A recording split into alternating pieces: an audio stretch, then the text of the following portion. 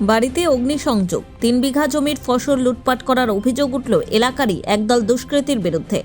এই ঘটনাকে কেন্দ্র করে গতকাল রাতে তীব্র উত্তেজনা ছড়িয়ে পড়ে রায়গঞ্জ থানার বীরঘই গ্রাম পঞ্চায়েতের বীরঘই গ্রামে। আতঙ্কে পরিবারের সদস্যরা গ্রাম ছাড়া হয়ে অন্য একটি গ্রামের আত্মীয়র বাড়িতে আশ্রয় নিয়েছেন।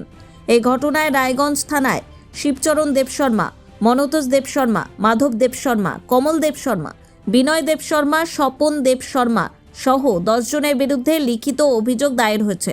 অভিযোগের ভিত্তিতে পুলিশ অভিযুক্তদের বিরুদ্ধে ভারতীয় ন্যায় সংহিতা আইনের নির্দিষ্ট ধারায় মামলা রুজু করেছে পুলিশ।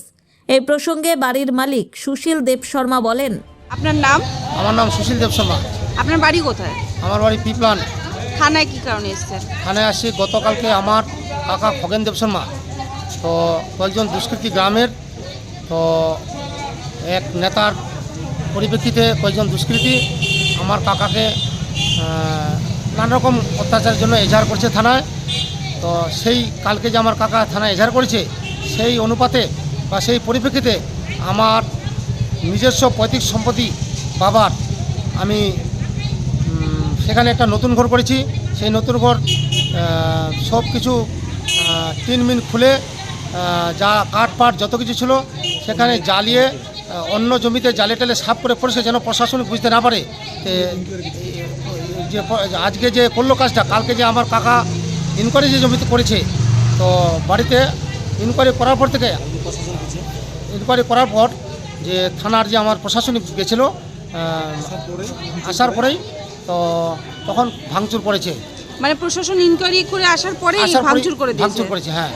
তো ভাঙচুর করে অন্যের এক জমিতে জ্বালিয়ে দিয়েছে। আচ্ছা। আমাদের সম্পূর্ণ নিজের সম্পত্তি, হ্যাঁ, সম্পূর্ণ নিজের সম্পত্তি তো এক গ্রামের নেতার পরিপ্রেক্ষিতে এই কয়েকজন দুষ্কৃতী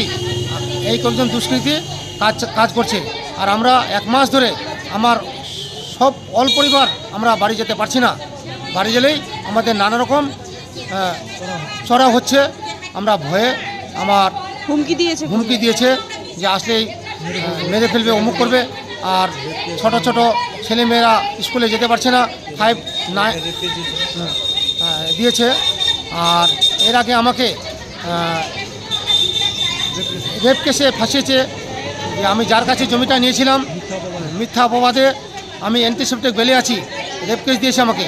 তো এখন আরও আমার ভাইগুলা দিতে যাচ্ছে রেপ কেস, আমার উপর আরও রেপ কেস দেওয়ার ওরা পরিপ্রেক্ষিতে ষড়যন্ত্র করছে। কি চাইছেন এখন আপনি? হ্যাঁ, থানার দ্বারস্থ হয়েছেন, কি চাইছেন এখন? এখন চাইছি আমার যেন থানায় আমার যে আমরা সুস্থভাবে থাকতে পারি, সুবিচার চাই। যেন আমরা কোন রাজ্যে বাস করছি, পশ্চিমবঙ্গে না কোন রাজ্যে বাস করছি, না জঙ্গলমহলে বাস করছি, যেন আমাদের প্রশাসনিক সঠিক সুব্যবস্থা করে আমরা যেন সঠিকভাবে বাড়িতে যেতে পারি, তার সুব্যবস্থার জন্য আমরা চাই। রায়গঞ্জ থেকে বিথিকা পালের রিপোর্ট, কুলিক নিউজ।